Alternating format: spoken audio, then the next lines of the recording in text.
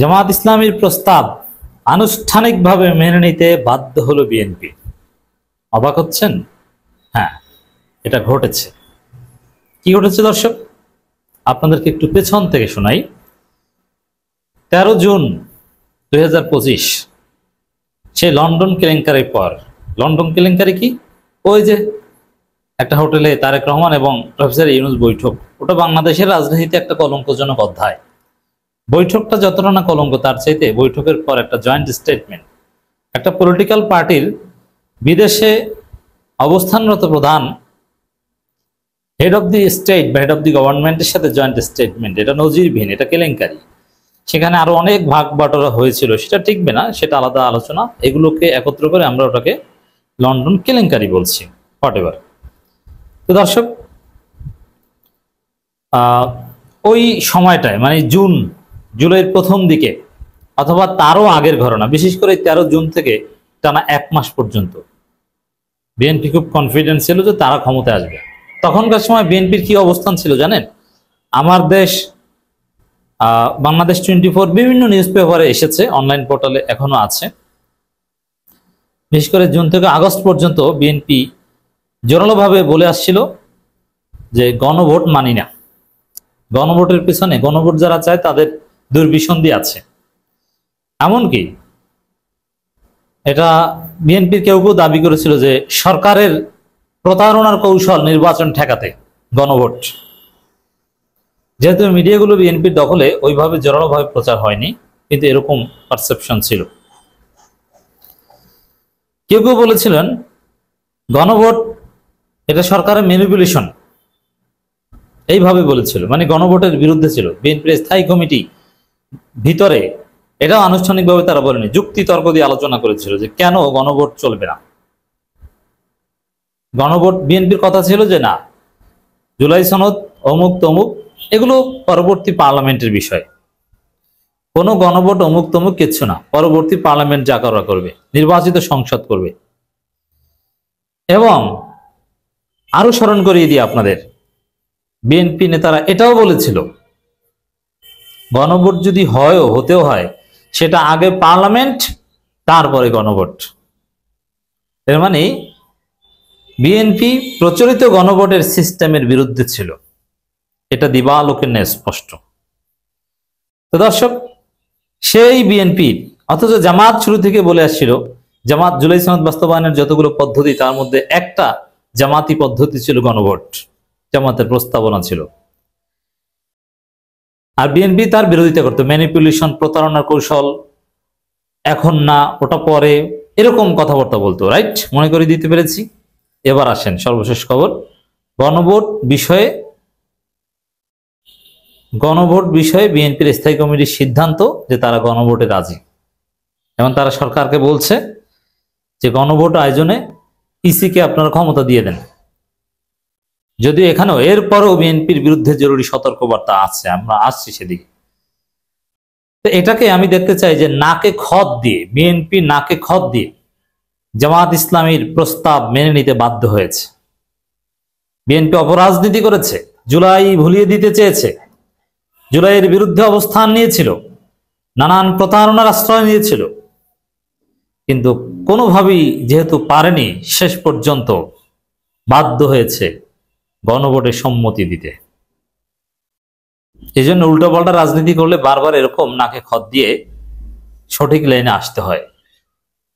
জামাত তো প্রথম থেকে একই লাইনে, অনেকগুলো অপশন তাদের মধ্যে ছিল, তার মধ্যে একটা গণভোটের দিকে এখন যাচ্ছে দেশ। তো দর্শক, বিএনপি স্থায়ী কমিটির বৈঠকের সিদ্ধান্ত, সরকার গণভোট বিষয়ে ইসিকে ক্ষমতা দিতে পারে। তো আপনারা গণভোট মানলেন, জামাতের এই প্রস্তাব মানলেন, একটু দেরিতে মানলেন। যদিও এখানেও কিছু বিষয় আছে, আমি বলি। দেখেন, সেটা হচ্ছে যে বিএনপি পরিস্থিতি শিকারে বাধ্য হয়ে, যে দেখেন না আমসালা সব যাবে, এই জুলাই ভুলিয়ে দিতে চাইলে আমরাই ভুলে যাব, নিজেরা নিজেদেরকে ভুলে যাব, অতএব এটা মানতে হবে। কিন্তু এখন বিএনপির ধান্দা কি?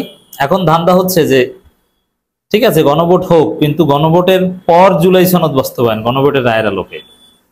কিন্তু জামাত, এনসিপি সহ সরকার সবাই বলছে না, আগে জুলাই সনদ বাস্তবায়ন হবে, অধ্যাদেশ জারি হবে, আর গণভোট ওটার মাধ্যমে চূড়ান্ত বৈধতা নেওয়া হবে, যাতে আদালতে বা পার্লামেন্ট কেউ কোনোভাবে এই জুলাই সনদকে ধ্বংস করতে না পারে।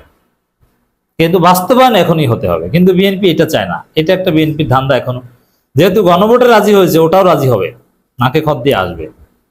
আবার বিএনপি আর একটা ধান্দা আছে যে গণভোট হোক ঠিক আছে, কিন্তু গণভোটটাকে আবার পার্লামেন্টের মাধ্যমে বৈধতা আনতে হবে। গণভোটের উপরে কোনো সংবিধান, কোনো আদালত, কোনো পার্লামেন্ট নাই, কিন্তু বিএনপির একটা ধান্দা হচ্ছে গণভোটের বৈধতা পার্লামেন্টে পাশ করাতে হবে। তখন পার্লামেন্টে বিল উত্থাপন করে যদি বিএনপি ক্ষমতা আসে নিরঙ্কুশ সংখ্যাগরিষ্ঠতা নিয়ে, তারপর যদি পাশ হয় এরকম যে না এই গণভোট অবৈধ ছিল, বিএনপির ধান্দা এখন ওইটা। মানে বিএনপি ঘুরিয়ে ফিরিয়ে নানান ভাবে জুলাই ভুলিয়ে দেওয়া পার্টি, জুলাই আপত্তি পার্টি, জুলাইতে কিচ্ছু ঘটেনি, বিএনপির বিশ্বাস, বিএনপির রাজনীতি হচ্ছে এটা। যদিও বিএনপির অনেক নেতা কর্মী জীবন দিয়েছে, জুলাইতে অংশগ্রহণ করেছে। তো দর্শক, এই জায়গায়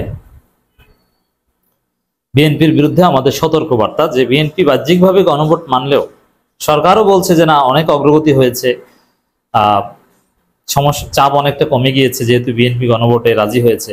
কিন্তু না, গণভোটে রাজি হলেও এখনো দুর্বিসন্ধি আছে। তবে বিএনপি সব ফাঁক শিশির মনিররা, আলী রিয়াজরা ভালোভাবেই বুঝেন, মনির হায়দাররা বুঝেন এইসব ফাঁক এই নতুন বাংলাদেশে চলবে না। সব জায়গা থেকে বিএনপিকে পিছু করতে হবে। বিএনপির জাতীয় স্থায়ী কমিটি জুলাই সনদের বিষয়ে জনগণের সম্মতি নিয়ে গণভোট নেওয়ার প্রস্তাবে অনুমোদন দিয়েছে। আগামী ফেব্রুয়ারিতে জাতীয় সংসদ নির্বাচনের দিন একই সঙ্গে গণভোট অনুষ্ঠানের বিষয়ে সম্মতি দেয় দলটির সর্বোচ্চ নীতি নির্ধারণী ফোরাম।